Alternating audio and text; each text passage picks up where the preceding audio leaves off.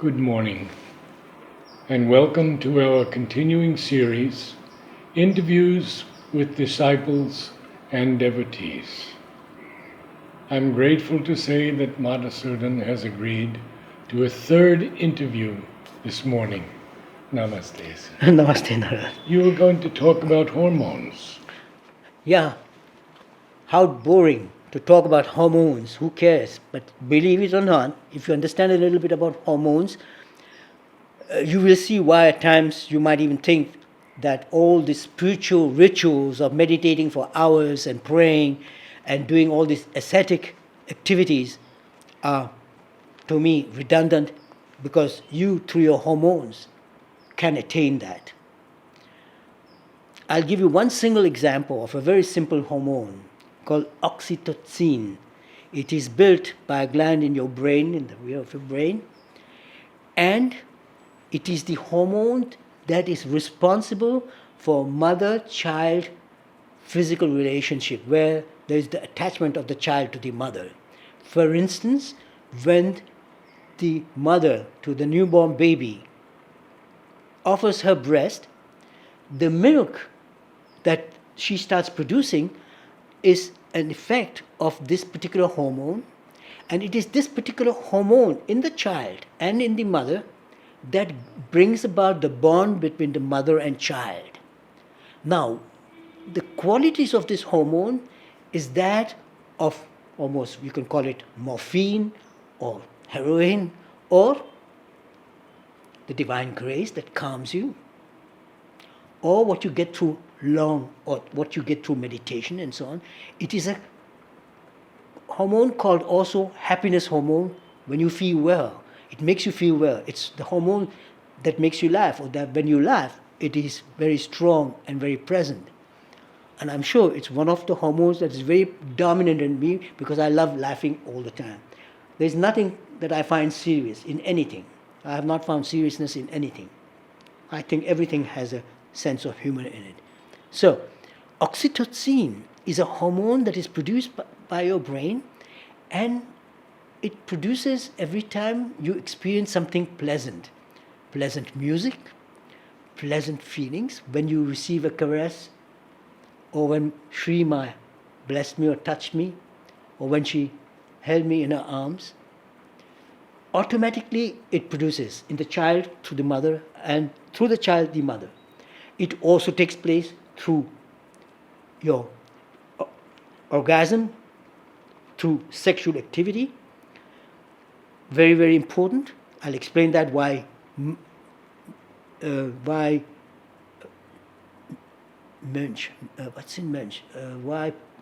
monks live in monasteries, isolated and all that, has to do with this particular hormones without their knowing it. And this hormone also takes place when you are in love, when the person you love smiles at you and you feel good and you say, I love you. This is the most wonderful hormone of the body, and it has a calming effect on you. There are other hormones that have adrenaline, for instance, that agitate you and bring up your heart rates. So this particular hormone, I said, my goodness, could replace perhaps hours of meditation in front of the samadhi. And I'm not saying that samadhi does not have energy and samadhi does not have its importance. I would even say universal importance. But leaving aside that particular notion, I see people virtually sitting for hours meditating. I know of a doctor who specializes also in homeopathy in Italy, who practices, I think he says it's Zen meditation, but he sits in front of a wall, a white wall, and for an hour or two he's sitting there staring at the wall. It gives him its benefits. I'm not denying the benefits of meditation. I'm only saying that there are things in your body that automatically does that what meditation does. It calms you down and it makes you feel good. And if you feel good, you don't need to meditate. I don't think. This is why I'm afraid that when some of my ashramite friends see that, they're going to stone me saying, hey, you're teaching people not to meditate. No, not at all. I'm trying to only explain that there are things that are just as important that can replace that. And there's nothing wrong replacing it or complementing it. So you can meditate. I know, I never meditated. And you know the story I told you in one of my last interviews, what Mother told me about meditation.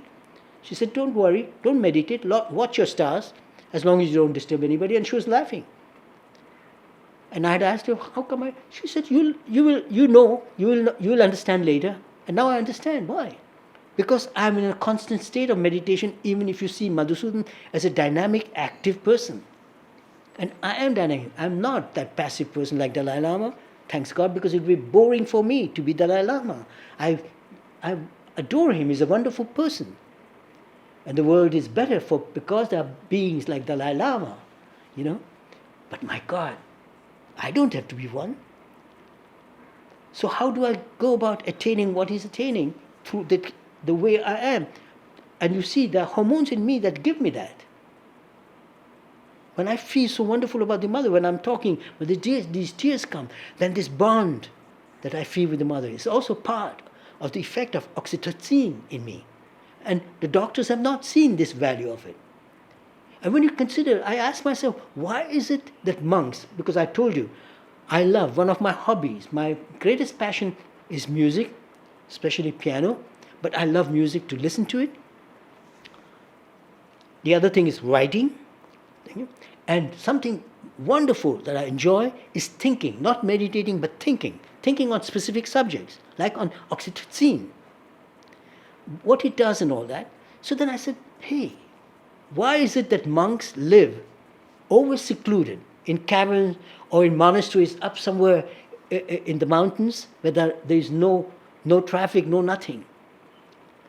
And I think it has to do with all these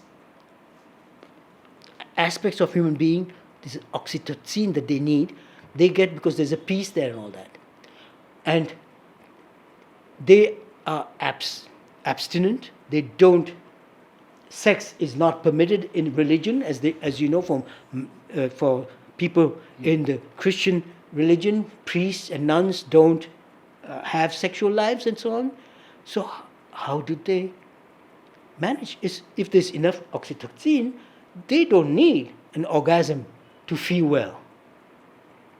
And also because perhaps some of these biological needs, and even that, this sex need, is a divine thing. What would happen if there was no intimate relationship between two loving people? There would be no creation. The procreation comes through this divine love. But all these things, I think about how they're positively related, and I don't see it as a stigma that there should be no sex and things of that sort. And the mother, also talking about sex, to me, she taught me totally differently about all these things. Absolutely, my goodness. And as I said, if I'd talked about these things in the open, they would have said these are lies, this is blasphemy, and they would stone me to death because they think mother would never say these, never explain me things like this. But now I'm explaining it to through medicine, that I'm seeing that medical science proves to me that spirituality and medicine go hand in hand, and one without the other is less than one with the other, then we are more. Medicine is more or better with spirituality, and spirituality is enhanced through the knowledge of medicine, especially the knowledge of how this brain works, which is my specialty. That it is the thing. Mother told me, étude, regarde très bien et comprends le cerveau qui est l'organe le plus important dans cette manifestation. It is the most important organ in this divine creation, the human brain. Then everything apart from nature, everything that you see, everything, including the underwears that you are wearing, were created through the energy of Lakshmi, the divine grace that makes things happen, and through human brain, and without which nothing would take place. So hormones are very important, and if you understand them and know how they work on us, then we could also avoid a lot of illnesses. For instance, there are hormones that stimulate heart problem, that stimulate your adrenalines that are generated through your kidneys. So spirituality can help us control these emotions that are negative to your kidneys, for instance. but also the functions of optimal kidneys will help us be more serene and not be over agitated or excited and have heartbeats and blood pressure problems. And I'm sure, and I'm willing to prove to anyone and everybody, that one can work miracles and that there is no illness on this earth that man cannot cure by himself.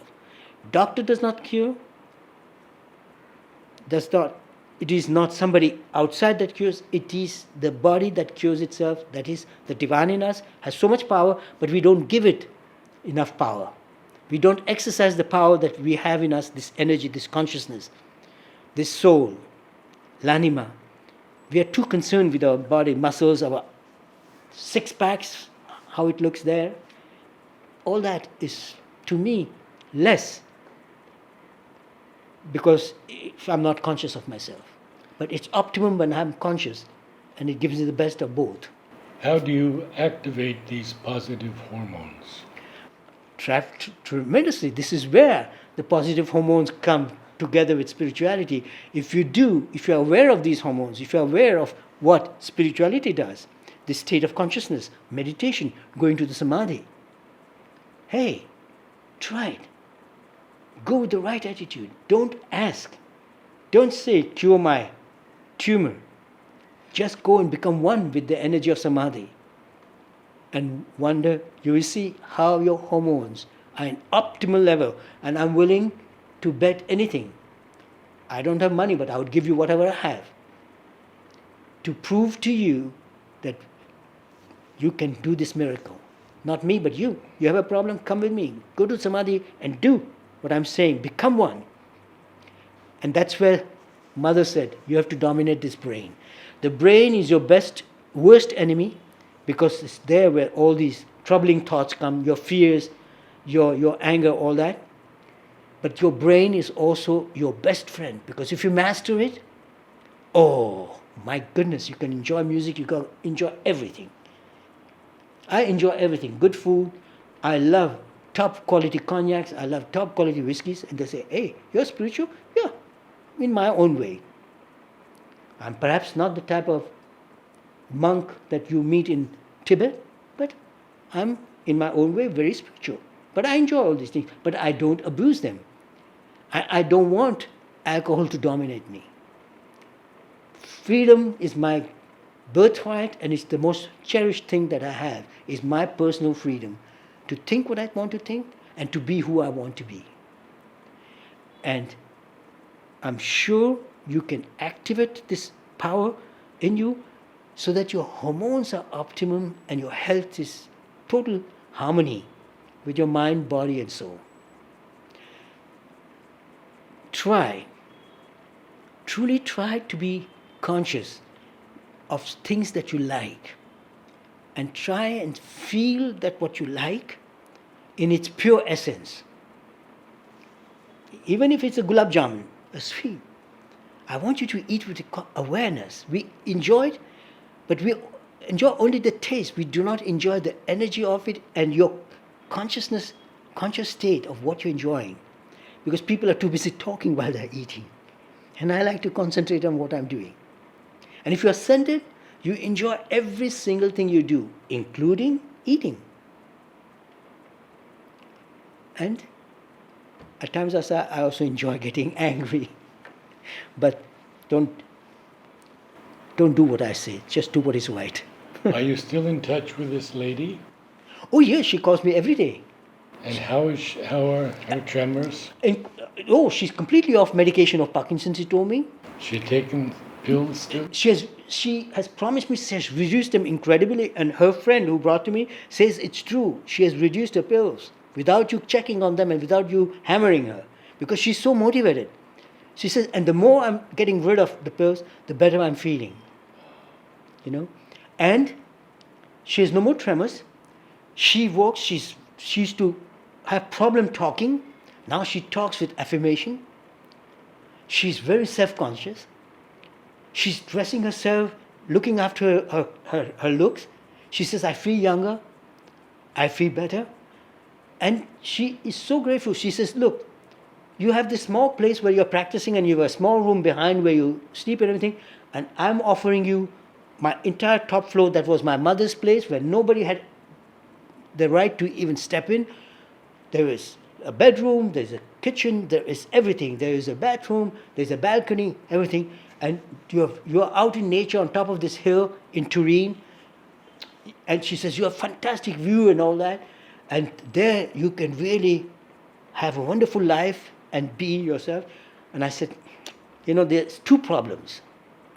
And she said, what are they? I said, you're very kind to offer me all that. It doesn't cost me nothing. You're saying I'll be your guest and everything. And there's a maid who looks after the house, cleaning and everything, living in maid in her house. I said, there are two problems. One is that where you are living is up on the hill far away. And when I come to Turin, I don't have a car. I come by plane. And in terms of transportation, there's a complication. It's too far. Also for patients to come there and all that. Or if I have to come here and practice, I have to come down and it's far away where she lives. That's one problem. And the second, even more important, I'm so happy with what I have. I have a little paradise here. I don't need to see why I have to change this paradise for another paradise. It's good where I am. And I'm too lazy to pack and go. It's just an argument. I'm really happy with what I have. It's wonderful. It's my little paradise. The moment I close the door behind me after I finish my work, I have no television, but I have a music system, very simple. But I listen to the music and I do my thinking and I do my writing. I enjoy life. Can you give us one more patient's example of how they cured themselves, perhaps of cancer Yes. or diabetes? Yes, I've had several patients. I had one patient, she was a doctor of psychology. She was diagnosed with cancer. She came to me and she says that she refuses to take chemical therapy and she wants to be treated only with alternative therapy. And I said, look, I don't do any therapies. I don't cure, I don't heal, I don't practice medicine. I teach, I give you knowledge, and you can then work with that and you can really... And she says, fantastic, I feel already, just talking to you, hearing about you, I knew that you are the right person that I can come to. And honest to God, her cancer had gone so far, even she had bone metastasis, they were very brittle. Stage 4? Oh yes, at least. But listen, I'm really, it is a fantastic story. Now what happened is that she fell and she broke her hip joint. Because the bones become very brittle when you have bone cancer also because of the metastasis and everything. And the pain is unbelievable. I have never heard in my life either animal or human being scream with pain the way she was screaming. And even high doses of morphine would not calm her. So we took her to the hospital and everything. She was in tremendous pain and all that. So they had to operate to remove it and put an artificial joint and all that. So the chief medical doctor at the hospital looks at her medical history, her results, how ill she is, and she's there in a state of coma because they had to put her in coma because her pain was too much. And he says to me, Madhusudan, what sense does it make to operate on this patient? The way it is, if she doesn't die today, latest by day after tomorrow, this patient is dead. And please don't do what I wanted to do and don't take example from me, just listen. I wanted to slap. I really wanted to slap this medical doctor. He was the chief medical practitioner there in the hospital. Primario, they called him in Italy. I was so angry, but I controlled myself. And I asked him, just give me one explanation. He says, what? You're telling me if she doesn't die today, she will die latest by day after tomorrow. Please explain me, how is it that she's still alive today and she didn't die 2 days ago? If she didn't die 2 days ago and she's alive today, how can you prove me that she will die latest by day after tomorrow? So he looked at me very amazed. He says, yeah, you have an argument. And then I said, is she a cadaver or is she a patient? Because the difference between a patient is that the patient is alive. A cadaver is only a body, dead body. It's not a patient. I can't treat a dead body. Nobody can treat a dead body. And it's a medical practitioner's obligation. And it is every single human being's right to be treated by a doctor as a patient. No doctor should ever refuse a person who's asking for medical help. And she needed medical help, and I virtually was mad. I thought I want to see that they remove his medical license to even ask such a question to me. So he understood. I said, she's alive and she's a patient. We have to do it. And believe it or not, it was not me, but it was the mother, I'm sure, or Shobindo, I don't care who. There was this divine grace that told me that no, this patient will not die. This patient will, her mother, her father was dead, her mother, all her friends, every single person was there. Everybody expected her to die. They were all prepared, they were all preparing even preparations for funeral and all that. And I told them, you people are crazy. And you know what? 3 months later, she went back to work. She was practicing. She bought a car. She got herself a little dog. A happy, happy person. And the primario, the chief medical practitioner, asked me, what on earth did you do? I used to see her every single day. Did she have the operation? Yes, they operated. They did operate. Yes, they operated. They replaced the hip bone. She got cured not only of that, but she got cured of her Bone cancer. bone cancer. I can't believe it. This patient was very, very far away. But there is something, the soul tells the real story. Don't forget, you are not just the body that is suffering. Now it is not just your body that has the illness. You also have the soul that does not have the illness. This energy, the divine presence in you, has no molecules. It can never get sick. There is no such thing. Only biology, molecular substances deteriorate. But energy never deteriorates. Energy can only be destroyed through energy. If it's a negative energy, you can destroy it through positive energy. But otherwise, energy cannot be destroyed by itself. I have patients, I can come to a door and they recognize without seeing me that I've come. And they already say, good morning, Dr. Patel. And they can't see, they're blind, but she feels it that I've come. And she told me, I feel your presence. How can you feel my presence? It's this energy in me, perhaps. So it's not your body that does everything. There's also the soul. So if your body say, use this absolute immense power in you, it's too bad that we're so aware of our physical body. Physical education, all this is important, yes. But even in the ashram, I have not heard anybody talking of this very important interrelationship, how you can apply this divine energy in us on our physical body.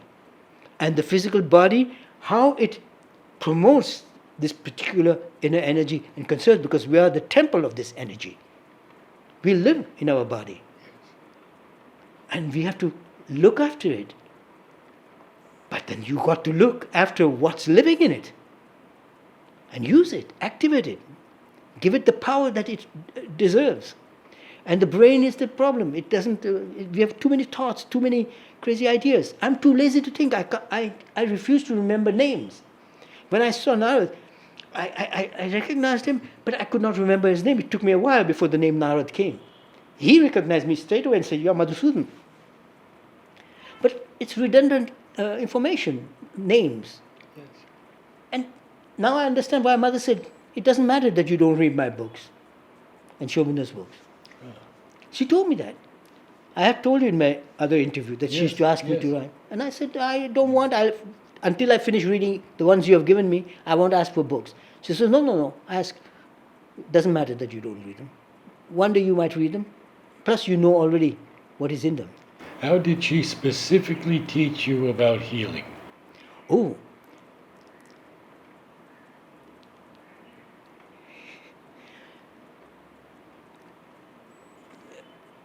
I forget the year when I had an accident, or we had an accident with my younger brother, Indravadan.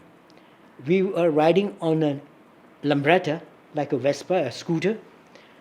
He was driving, I was sitting behind, and we were on a mission to try and make peace between our two brothers who are fighting for my dead father's property, family heritage, all for money, the two eldest brothers. So we are trying to make peace between them. So we went to one brother, then we were on our way to the second brother, when in front of the Parkashabon guest house, there's a guest house at the end of this road. Oh, yes, yes. Yeah, We it's call it Park Guest House. Park now. guest house. And right in front, on that crossing there, a truck, it was an ashram truck, crossed without stopping, and my brother crashed into this truck. He got killed. 3 days later, he died, and I was very severely injured. And I was in the hospital. I remember 2 days afterwards, Dada came. He shut the doors. He asked everybody to leave. I was alone. And I was curious to see why are they shutting the doors, And he's sitting alone, and he says, "I have something very important to tell you." Dada is pranab. Pranada. And I thought that he's going to scold me because we had this accident, and Indravardhan was my younger brother, and perhaps I should have been riding the scooter and not him, but he was only a year younger than me, or something like that. And he was bigger and stronger and better in everything, in school, in physical education, in music, and everything. A very, very special person. And I thought, and he says, "Mother has asked me to speak to you." So I thought Mother now is going to tell, "Madhu, why didn't you protect your brother," or whatever. And then he said to me, "Madhusudan, Indravardhan has passed away." And when he said that to me, I was out of my mind. I said, "No, I don't agree with this. I don't want to stay in this stupid hospital. If it can't have saved my brother, I don't want to stay in it. I want to go home straight away." And believe it or not, the very same day, I insisted, and Mother gave permission, and they took me to my family's home. This is where it started, where Mother started teaching me what I can do and what I cannot do, and how I should do it and all that. With regard to Indravardhan, she gave me an explanation which is very fine, and she says he had performed his dharma and everything. It was time for him to go, and there is a very specific reason, but I think that never came through to my brothers, and they both died still as enemies, but that's the story which we'll talk about another time, because it's not interesting anyway. But that's where this entire thing started, where I asked the Mother, why come I did not die in that accident? Together with him or instead of him? And she said, "Oh no, my son. I have brought you every single time I have come on this earth, I have brought you to do my work. And you have to do this work, and this work has to do with healing. And this is why you are healed, because your work is to heal. And this is why you didn't die. I was severely injured, but there are no damages left. Because if you call me crazy, it's not this accident that made me crazy. I was born crazy, and I love to be crazy. So Mother says, this is it. And she consistently said, because in the past, as I said, when I was a child, I used to hit a lot. She had told me, no, these hands are for healing. Now she said, and every time I came, she spoke to me about this divine mission of helping humanity do her work and his work on a very important level, to bring this inner consciousness, this energy, spirit, soul, in true awareness of the body becoming aware, and the consciousness taking possession of the body. And she says, when you touch, you ignite, you transmit, you awaken the sleeping energies, because it's We are present in every single molecule in this world, not only in human beings. You awaken this awareness of our presence in them by touching them. And our presence is so strong, it kills the negative energy. Now, if I can cure cancer patients with this energy by destroying the energy that is the cancerous energy, it's the negative energy, through the divine energy, automatically the cancer cell that is malignant will die, but also the energy will disappear or get transformed into divine energy. And if it's not willing to transform, it gets destroyed. And this is not something I do mentally, that you destroy the energy, you touch and say, okay, go. No. You have to be in a state of this cosmic consciousness, the mother's and Sri Aurobindo consciousness.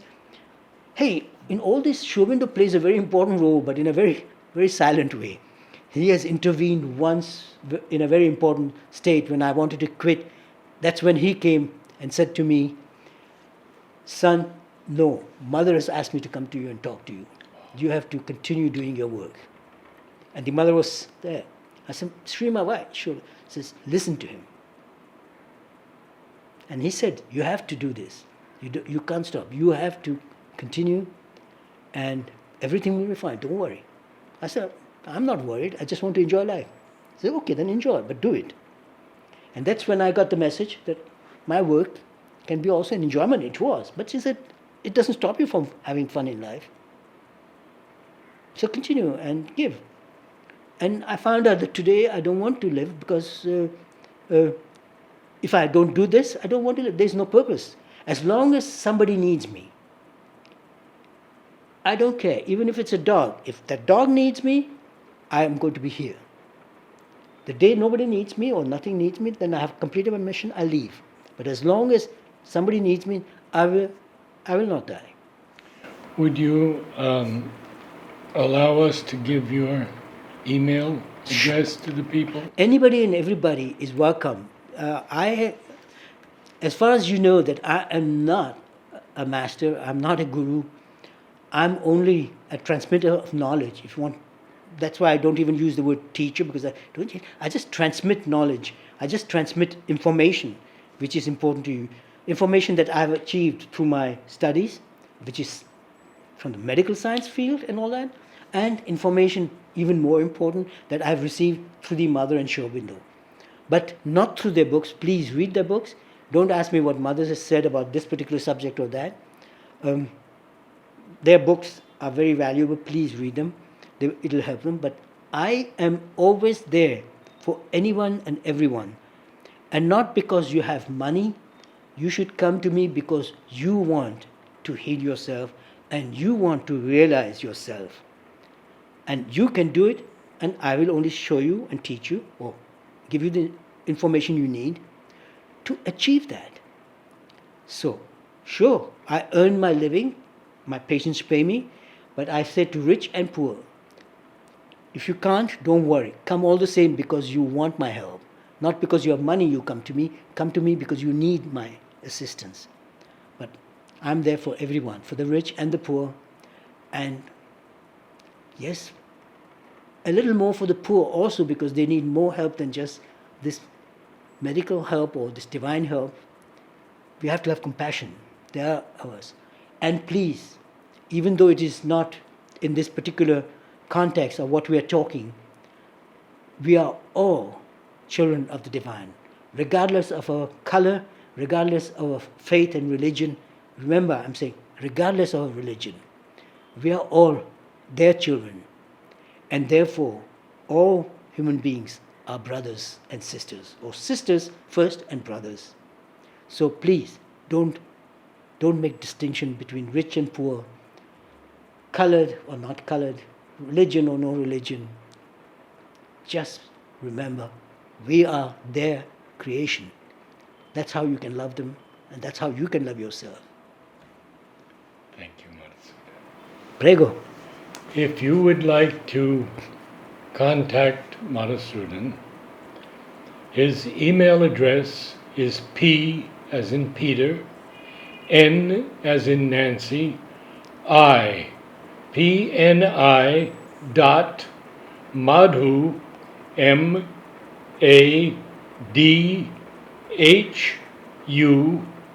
at gmail.com. Namaste all. It has been a wonderful, wonderful morning for me to have Madhusudan here again. Thank you. I love you all.